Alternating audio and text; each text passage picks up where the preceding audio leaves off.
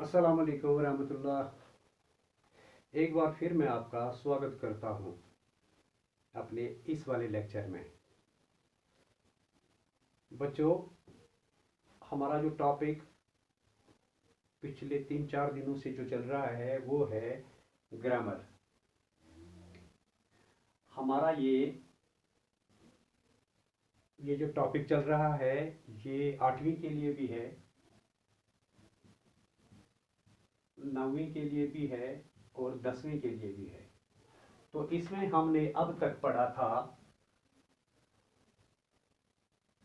एक हमने पढ़ा ऐसे अस्मा, ऐसे नेमिंग वर्ड्स जो सिंगल वर्ड होते हैं और एक माने रखते हैं, बाकी कोई लेना देना नहीं होता है उनके साथ, ना हमें ही कोई ज़रूरत होती है उनको कुरेदने की। जैसे हमने लिखा कलम, हमने लिखा पेंसिल, हमने लिखा ज़मीन। ऐसे नेमिंग वर्ड्स हैं single word with single meaning. तो उनका हमने आपको बताया कि ऐसे अल्फाज को मुफर्रद कहते हैं। तो इसके बाद हमने दोबारा पढ़ा था दूसरा, इसके बाद वाला मुरक्कब। मुरक्कब में हमने पढ़ा था कि मुरक्कब हो गए ऐसे दो या दो से जायद अल्फाज जो एक साथ बाहम मिलते हैं और मिलने के बाद माने देते हैं। तो ये हमने पहले पढ़ा है, दो या दो से जायद। पहले दो की बात करते हैं, जैसे मीठा शरबत, जैसे गरम पानी। ये हो गए दो मुरक्कब अल्फाज। ये हम एक साथ अक्सर व बेशतर इस्तेमाल करते हैं अपने रोज़मर्रा ज़िंदगी में, और ऐसे फ़िक्रे और ऐसे जुमले हम इस्तेमाल अक्सर करते हैं। ये हालांकि अलग अलग दो लफ्ज़ हैं, अलग अलग दो लफ्ज़ हैं। अगर ये गर्म है तो दूसरा लफ्ज़ है पानी, तो मगर दोनों को हमने एक साथ मिलाया है और मिला के हम इसको एक माने में इस्तेमाल करते हैं। उसी तरीके से मीठा शरबत भी है। ये हो गया दो अल्फाज। तो दो अल्फाज जब एक साथ मिलकर माने देते हैं तो उनको मुरक्कब कहते हैं। मगर डेफिनेशन में हमने पढ़ा दो से जायद। तो दो से जायद जो आते हैं, दो से जायद वाले अल्फाज जो एक साथ बाहम आते हैं और मिलकर माने देते हैं, तो दो से जायद वाले अक्सर क्या होते हैं, वो जुमला ही होता है। वो जुमला ही होता है या फिक्रा ही होता है। जैसे दो से जायद अल्फाज की मैं एक मिसाल आपको दूं, मेरी किताब खो गई। तो ये दो से जायद अल्फाज वाला जुमला है, फिक्रा है। ठीक, मैं आज स्कूल जाऊंगा। तो ये भी दो से जायद वाले अल्फाज हैं। तो ऐसे दो, जो दो मैंने आपको पहले बताया, तो दो के से जायद जो अल्फाज होते हैं और एक साथ मिलते हैं, तो ऐसे अल्फाज अक्सर व बेशतर मिलकर जब माने देते हैं तो वो एक जुमला बनाते हैं, वो एक जुमला बनाते हैं, वो एक फिक्रा होता है। हालांकि दो अल्फाज वाले जो मुरक्कब अल्फाज होते हैं वो एक जुमले का जुज होते हैं। जैसे मीठा शरबत, अगर ये दो अल्फाज वाला मुरक्कब वाला लफ्ज है तो ये एक जुमले का जुज है, यानी एक जुमले का ये हिस्सा है। जैसे अगर मैं इस पे पूरा सेंटेंस बनाऊं तो मैं लिखूं उमर ने मीठा शरबत पिया। तो ये हो गया पूरा जुमला। तो इसी पूरे जुमले का ये आधा जुमला है, इसीलिए हमने आपसे कहा था कि ये एक जुमले का जुज होता है। जबकि दो से जायद वाले, जो दो से जायद वाले अल्फाज मिलकर माने देते हैं, वो एक जुमला बनाते हैं, वो पूरा सेंटेंस बनता है, वो पूरा सेंटेंस बनता है। तो ये हमने पहले पढ़ा है। तो उसके बाद हमने पढ़ा था मुरक्कब की किस्में। मुरक्कब की किस्में, तो इसमें हमने पढ़ा था मुरक्कब की दो किस्में हैं, एक है नाकिस, दूसरा है ताम। तो मुरक्कब को कलाम भी कहते हैं, यानी कोई भी बात। तो ये हम पहले पढ़ चुके हैं, मैं इसका इयादा करता हूं ताकि आपको जहन नशीर हो जाए। तो नाकिस यानी ये कमजोर मुरक्कब होता है। कमजोर मुरक्कब से मुराद है यही जो मैंने पहले थोड़ी देर पहले आपको बोला था, दो मुरक्कब वाले अल्फाज, जैसे मीठा शरबत की ही हम बात करें, ये मुरक्कब दो लफ्जों से मिलकर माने देता है, एक मुरक्कब बना है, तो इससे नाकस कहा गया है। क्यों? क्योंकि ये अधूरा जुमला है, ये पूरा माने नहीं देता है, ये पूरा माने नहीं देता है, इसलिए इससे मुरक्कब नाकस या कलाम नाकस कहा गया है। तो इसके बाद इसकी दूसरी जो हैयत है, दूसरी किस्म है, वो है मुरक्कब ताम। मुरक्कब ताम, अगर ये मीठा शरबत वाला अधूरा जुमला है तभी इससे नाकस कहा गया है। तो जो पूरा जुमला है तो उसी को हम कहते हैं मुरक्कब ताम। यानी मीठा शरबत अगर नाकस है तो इसी मीठे शरबत को अगर हम पूरा जुमला बनाते हैं, जैसे मैंने अभी बताया था, उमर ने मीठा शरबत पिया, तो ये पूरा जुमला हो गया, यहां पे पूरा माने देता है ये, इसलिए इससे कहते हैं मुरक्कब ताम। तो आपको याद रखना है खाली कि पूरा जुमला जो होता है पूरा माने देता है, मजीद बंदे को कुछ जानने की जरूरत महसूस नहीं होती है, तो ऐसे मुरक्कब को मुरक्कब ताम कहते हैं। तो मुरक्कब नाकस वो मुरक्कब होता है जो पूरा मतलब नहीं देता है और पढ़ने वाला मजीद जानने की जरूरत महसूस करता है, तो उसको तभी कहते हैं मुरक्कब नाकस या कलाम नाकस। ये हमने कल पढ़ा था। हम आज जो पढ़ेंगे अब उस पे बात करेंगे। अब हमें पता चल गया एक मुफर्रद जो सिंगल नेमिंग वर्ड होता है, सिंगल मीनिंग के साथ। तो उसके बाद हमने दूसरा पढ़ा मुरक्कब यानी दो या दो से जायद अल्फाज, यानी हमने जुमले का जुज भी पढ़ा और पूरा जुमला भी पढ़ा। क्यों? जो मुरक्कब नाकस होता है वो जुमले का जुज होता है, यानी जुमले का हिस्सा होता है, पूरा जुमला नहीं होता है बल्कि जुमले का हिस्सा होता है। जैसे मैंने अभी आपको बताया मीठा शरबत, मैंने आपसे कहा था मीठा शरबत ये जुमले का हिस्सा है, पूरा जुमला नहीं है। तो उसके बाद मैंने लिखा था उमर ने मीठा शरबत पिया, तो ये पूरा जुमला है, इसलिए ये मुरक्कब ताम है। तो जुज, जुमले का जुज यानी आधा सेंटेंस, तो पूरा सेंटेंस ये हमने पढ़ा। आधे सेंटेंस को जो कमजोर होता है, पूरा मतलब नहीं देता है, तो उसको मुरक्कब नाकस कहते हैं। जो पूरा जुमला होता है, पूरा माने देता है, उसको मुरक्कब ताम कहते हैं। तो उसके बाद अब हम चलते हैं फिर से मुरक्कब नाकस की तरफ, मुरक्कब नाकस की तरफ फिर चलते हैं। मुरक्कब नाकस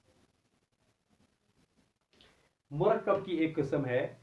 दूसरा जो हमने पढ़ा था मुरक्कब ताम, मुरक्कब ताम को फिलहाल साइड में करते हैं, पहले मुरक्कब नाकस पे बात करते हैं। मुरक्कब नाकस की भी बहुत सारी किस्में हैं। मुरक्कब नाकस की भी बहुत सारी किस्में हैं। जैसे एक है इसका मुरक्कब इजाफी, ठीक। दूसरा है मुरक्कब तौसीफी, तीसरा है मुरक्कब इशारी, चौथा है मुरक्कब जारी, मुरक्कब जारी। तो फिलहाल इन पे बात करते हैं। फिलहाल हम मुरक्कब इजाफी पे बात करते हैं। तौसीफी, इशारी, जारी, इनको फिलहाल साइड में करते हैं, पहले मुरक्कब इजाफी पे बात करेंगे। तो मुरक्कब इजाफी क्या होता है? मुरक्कब आपकी समझ में आ गया, दो या दो से जायद अल्फाज का जोड़। अब हमें पढ़ना है मुरक्कब इजाफी। मुरक्कब इजाफी यानी ऐसे मरकबात, ऐसे दो लफ्ज या दो से जायद अल्फाज जो मिले हुए हैं मगर जिनको मिलाने के लिए कोई और हुर्फ इस्तेमाल हुआ हो, यानी जिन्हें मिलाने के लिए कोई दूसरा हुर्फ बीच में आया हो ताकि वो आपस में कनेक्टेड रहें। पूछो कैसे? जैसे मैंने लिखा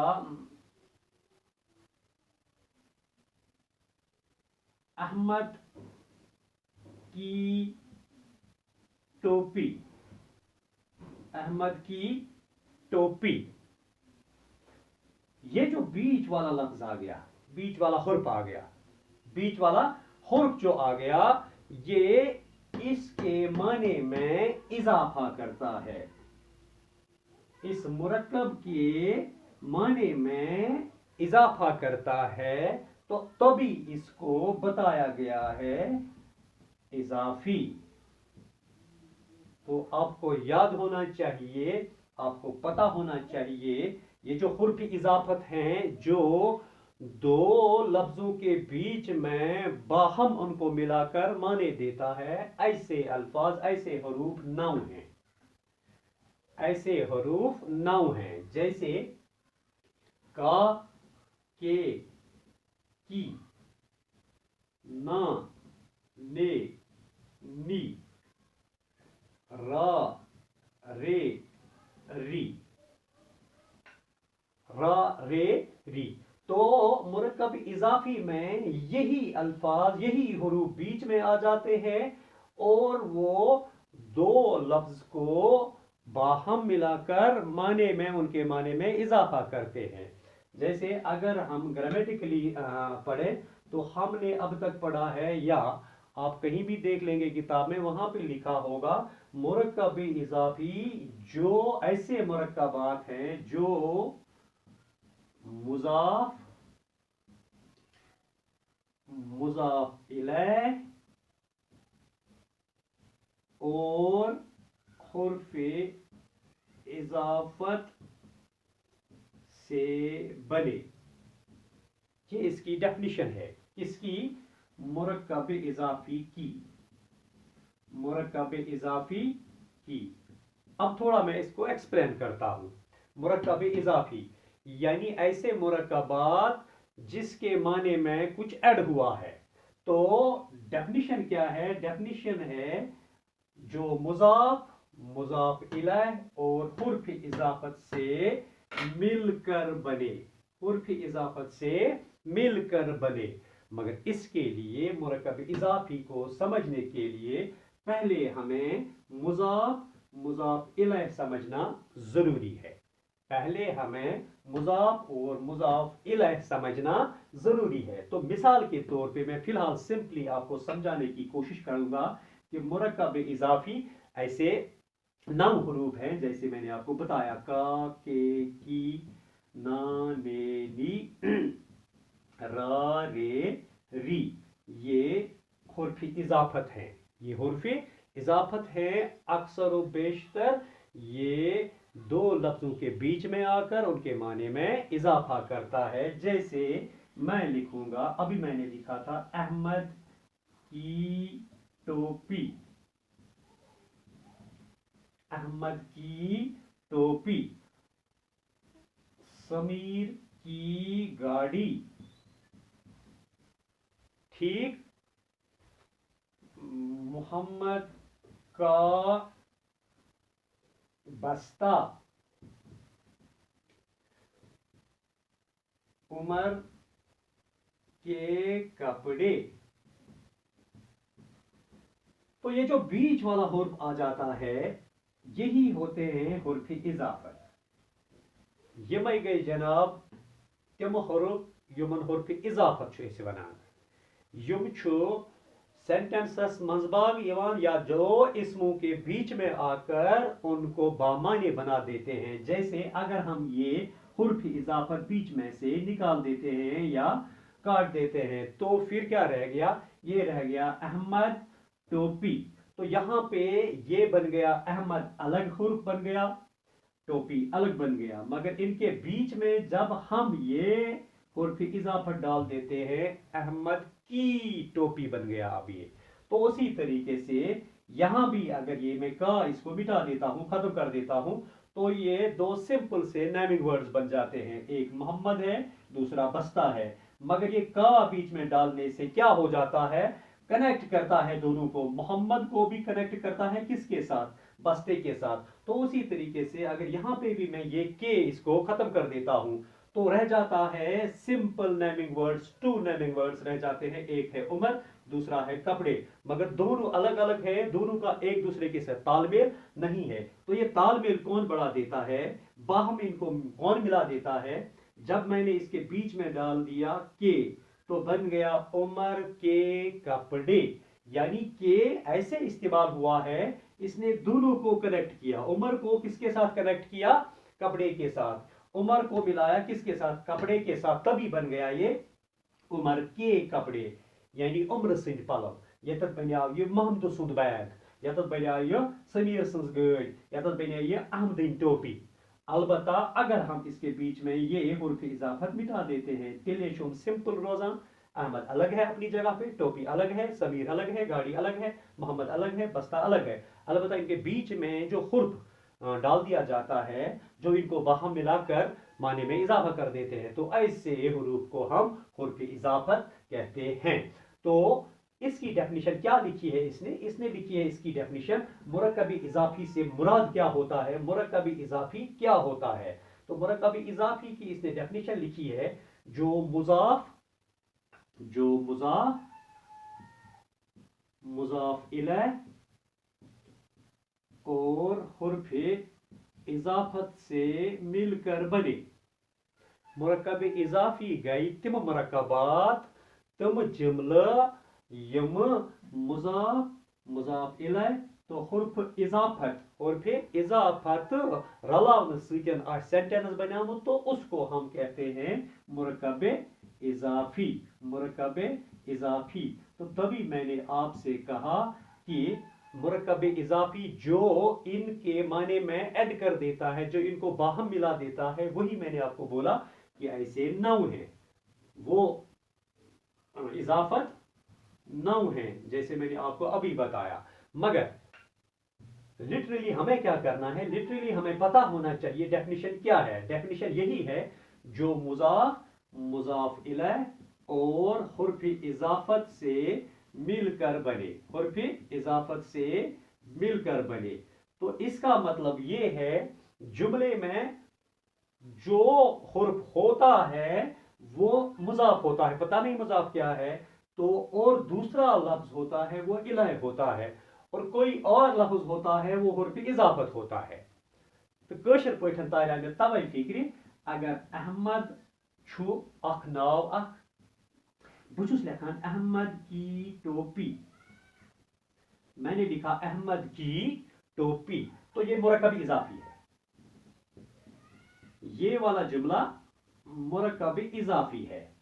तो तेनु मतलब गो, तो यहीं पे हमें देखना है, जांचना है, परखना है कि यहां पे मुजाफ कौन है, मुजाफ इलैह कौन है, और हुर्फ इजाफत कौन है। तो हुर्फ इजाफत का मैंने आपको मोटा मोटा बोला कि ये जो बीच में की आता है, जो इन दो को बाहम मिलाकर माने में इजाफा कर देता है, तो यही होता है हुर्फ इजाफत। मगर इसके बगैर भी हमें मुजाफ सीखना है, मुजाफ इलैह क्या होता है, तो वो तो हमें जानना ही है, हमें समझना ही है। चलो मान लिया हुर्फ इजाफत का हमें पता चल गया, हुर्फ इजाफत है कि कहीं पे का होगा, कहीं पे के होगे, वगैरह वगैरह।